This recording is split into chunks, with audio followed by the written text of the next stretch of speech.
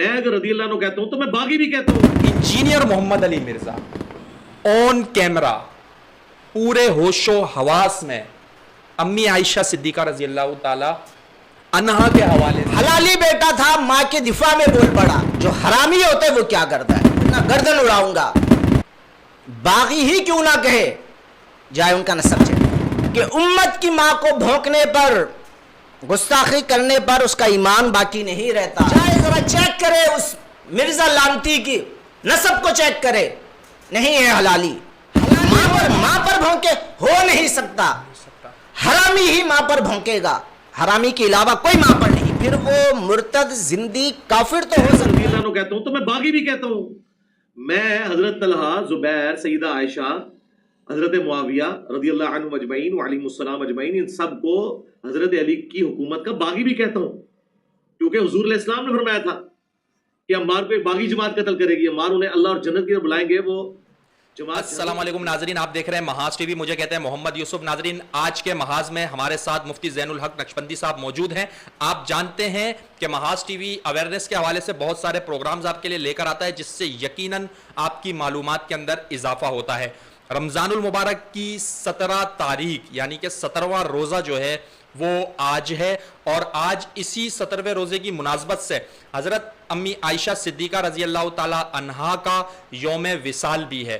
تو ہم مفتی صاحب کے پاس حضرت امی عائشہ صدیقہ رضی اللہ تعالی عنہا کی یوم کی مناسبت سے سوال کریں گے مفتی صاحب سے. السلام علیکم مفتی صاحب. وعلیکم السلام ورحمۃ اللہ وبرکاتہ. کیسے ہیں مفتی صاحب؟ خیریت سے ہیں؟ الحمدللہ، اللہ کرم ہے. بہت شکریہ، آپ نے اپنے قیمتی وقت میں سے وقت دیا آج محاذ ٹی وی کو، اور آپ نے جو ہے وہ ہمیں یہ شرف بخشا کہ آپ جو ہے وہ ہمارے سوالوں کے جواب دیں گے، جس سے یقیناً آڈینس کو فائدہ ہوگا.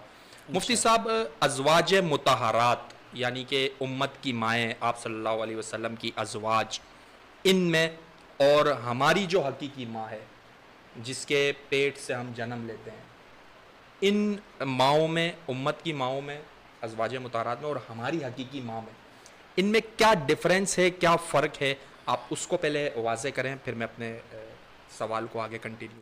نحمدہ و نصلی علی رسولہ الکریم، اما بعد، فاعوذ باللہ من الشیطان الرجیم، بسم اللہ الرحمن الرحیم.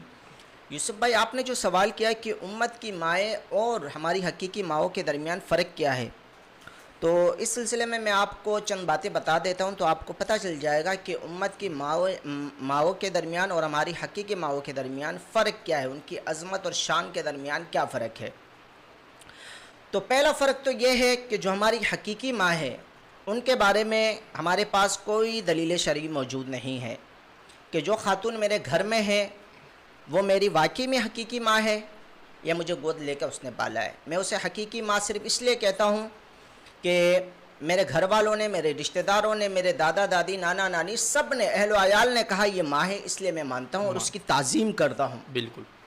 لیکن اس کے علاوہ میرے پاس کوئی دلیل نہیں ہے، نہ قرآن میں کوئی آیت موجود ہے، نہ ہی حدیث میں کوئی احادیث میں کوئی حدیث موجود ہے کہ وہ میری ماں ہے. اس کے برعکس جو امت کی مائیں ہیں، یعنی رسول اللہ صلی اللہ علیہ وسلم کے ازواج مطہرات جو ہے، ان کے بارے میں ہمیں قرآن میں آیت ملتی ہے، قرآن میں حکم ملتا ہے، النبی اولا بالمؤمنین من انفسہم وازواجہ امہاتہم، کہ پیغمبر صلی اللہ علیہ وسلم کی جو بیویاں ہیں وہ تمہاری مائیں ہیں. تو پہلا فرق تو یہ ہے کہ ہماری جو مائیں ہیں ان کے ماں ہونے کے لیے ہمارے پاس کوئی دلیل نہیں ہے، یعنی احکام الہی موجود نہیں ہے. جبکہ اس کے برعکس امہات المومنین ہو، چاہے امی عائشہ ہو، امی خدیجہ ہو، امی حفصہ ہو، امی صفیہ ہو، یا امی میمونہ ہو، امی زینب ہو، جتنی بھی امہات المومنین ہیں، سب کے متعلق یہ آیت دلیل شرعی ہے کہ یہ تمہاری مائیں ہیں، اور ان کی عزت اور عظمت اور ان کے دفاع بالکل اسی طرح ہی کرنا چاہیے ہر انسان کو جس طرح اپنی سگی ماں کی عزت اور ناموس کا دفاع کرتا ہے. دوسرا فرق اس میں یہ ہے کہ سگی ماں کی اگر کوئی گستاخی کرتا ہے، سگی ماں کی شان میں اگر کوئی نازیبہ الفاظ استعمال کرتا ہے یا بے قدری کرتا ہے، تو انسان ایمان سے نہیں جاتا، یعنی گنہگار ہوگا لیکن ایمان سے نہیں جائے گا.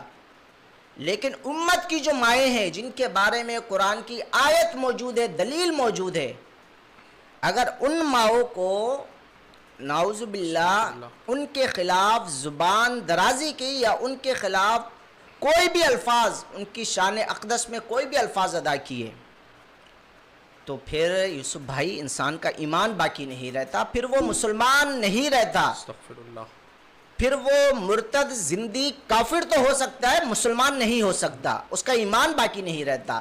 تو دو فرق بنیادی ہے کہ امت کی جو مائیں ہیں ان کے ماں ہونے کی دلیل قرآن پاک سے قرآن ثابت پاک ہے، میں موجود ہے، اور جو ہماری حقیقی مائیں ہیں ان کی ماں ہونے کی دلیل قرآن میں موجود نہیں ہے۔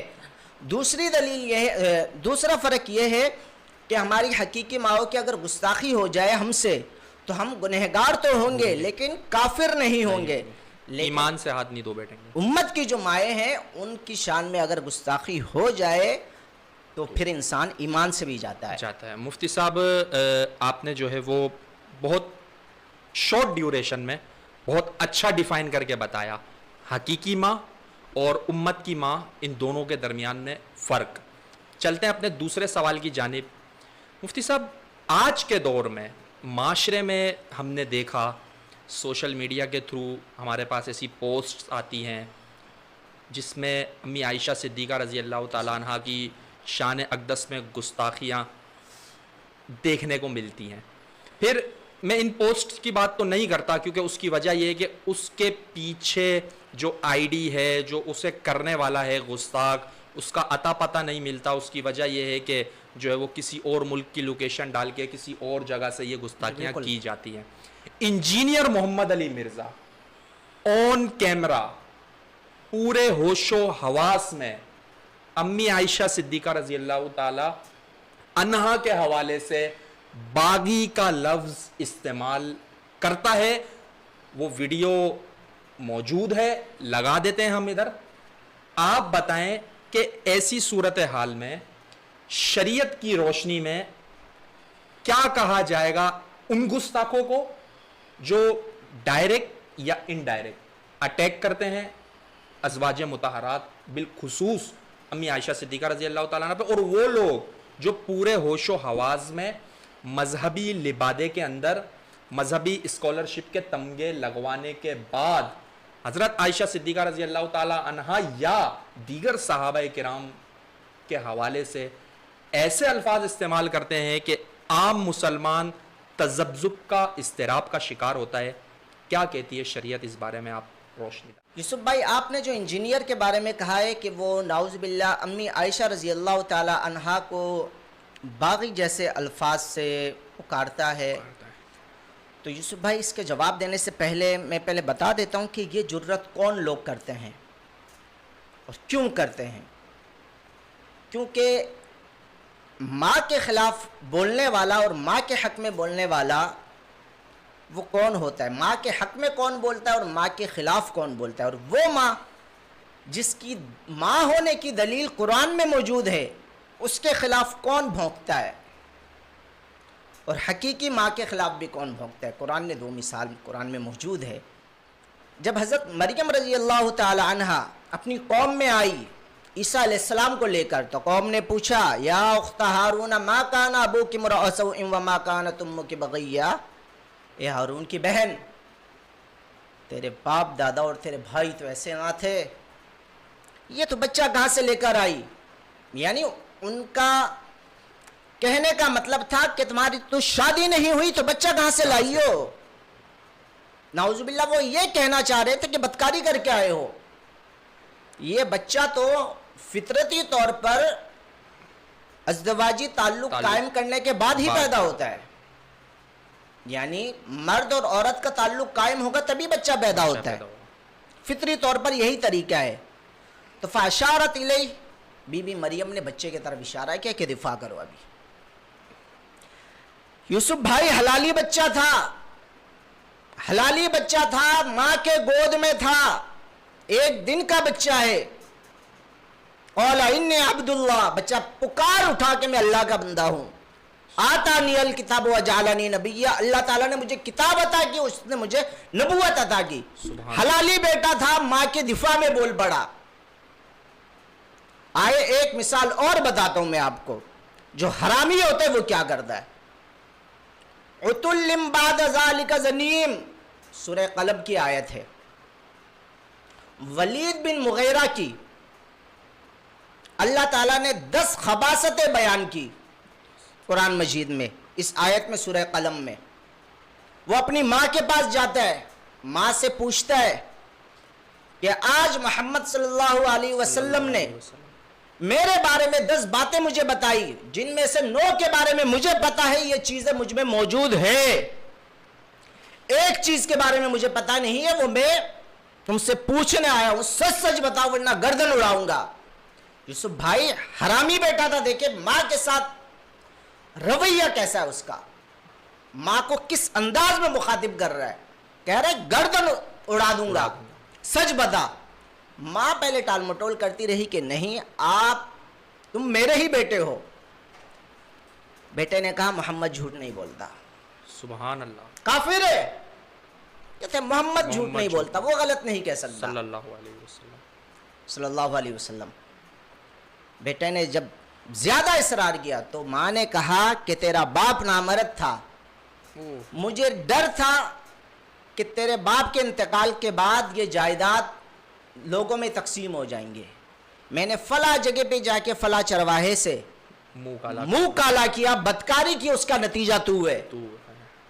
تو یوسف بھائی دیکھے ذرا، حرامی بیٹا ماں پر بھونکنا شروع کیا حرامی بیٹے نے. تو جو لوگ چاہے سگی ماں ہو چاہے امت کی ماں ہو، اگر ان پر بھونکتے ہیں، باغی ہی کیوں نہ کہے، جائے ان کا نسب چیک کرے، چیک کر لے ان کا نسب، حلالی نہیں ہوگا. جو حلالی ہوتا ہے وہ ماں کو برا بلا کہہ ہی نہیں سکتا، ممکن ہی نہیں ہے. وہ دفاع کرتا ہے، چاہے وہ ایک دن کا بچہ عیسیٰ علیہ السلام ہی کیوں نہ ہو، وہ دفاع میں آ جاتا ہے. ماں کے خلاف کوئی انگلی اٹھائے، ماں پر کوئی انگلی اٹھائے، بچہ برداشت نہیں کرتا، بشرطے کہ وہ حلالی ہو. حرامی ہوگا تو وہ خود ہی انگلی اٹھاتا ہے، ولید بن مغیرہ کی طرح. تو یوسف بھائی جو امی عائشہ رضی اللہ تعالی عنہا پر بھونکتے ہیں یا زبان درازی کرتے ہیں، جائے ان کا نسب چیک کرے، حلالی نہیں ہوگا. اور پہلے میں نے آپ کو تمہیداً ایک بات پہلے سوال پر میں نے کہہ دیا تھا کہ امت کی ماں کو بھونکنے پر، گستاخی کرنے پر اس کا ایمان باقی نہیں رہتا. کسی کو کوئی اجازت نہیں ہے کہ وہ ازواج مطہرات پر انگلی اٹھائے، زبان درازی کرے، ان کی شان میں کوئی برے الفاظ ادا کرے، کسی کو اجازت نہیں ہے. جائے ذرا چیک کرے اس مرزا لانتی کی نسب کو چیک کرے، نہیں ہے حلالی.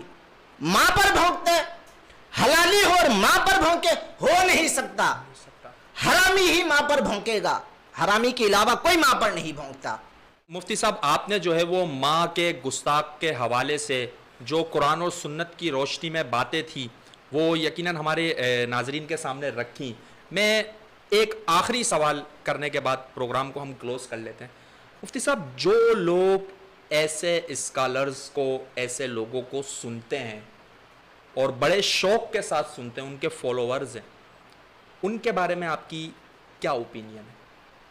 یوسف بھائی بات یہ ہے کہ بغیرت کی باتیں بغیرت ہی سن سکتے ہیں.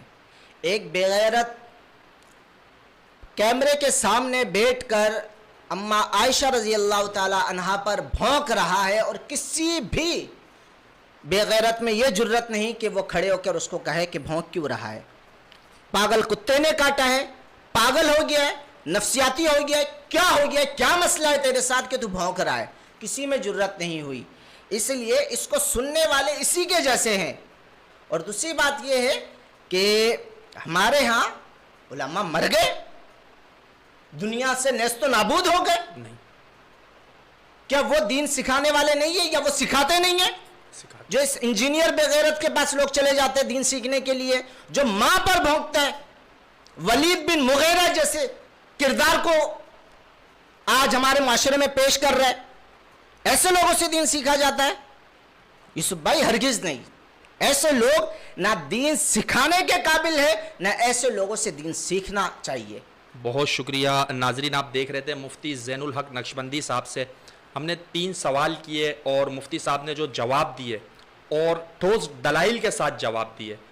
حقیقی ماں اور امت کی مائیں، ان کے درمیان فرق کو کس طریقے سے واضح کیا کہ جی امت کی جو مائیں ہیں ازواج مطہرات، ان کا ماں ہونا قرآن سے ثابت ہے، اور ہماری حقیقی ماں کا ماں ہونا یہ ہمیں جو ہے وہ ہمارے والد نے، ہمارے رشتہ داروں نے بتایا. کافی ڈیپ میں جا کے مثالوں کے ساتھ کھول کھول کے بتایا. اور پھر آگے جو میں نے ان سے سوال کیا کہ جی یہ گستاخیاں ہوتی ہیں مختلف جگہوں سے، اور پھر جو ہے وہ انجینئر محمد علی مرزا کا جو کلپ تھا اس کو میں نے کوٹ کر کے ان سے سوال کیا، تو انہوں نے جو جواب دیا، جو مثالیں پیش کی، ولید بن مغیرہ کی پیش کی، جو ہے وہ نونہال بچے کی مثال پیش کی کہ اس نے کس طریقے سے ماں کا دفاع کیا.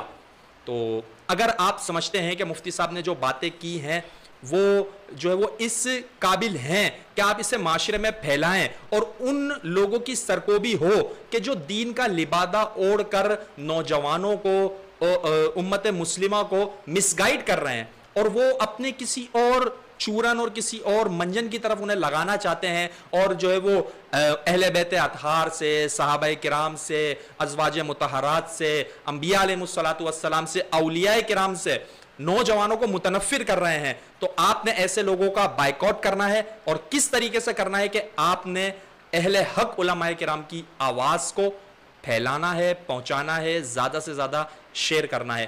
اگر آج کا یہ محاذ جو اپنے اختتام کی طرف پہنچ چکا ہے پسند آیا ہو آپ کو، تو اسے اپنے فرینڈ سرکل میں شیئر کرنا نہ بھولیے گا.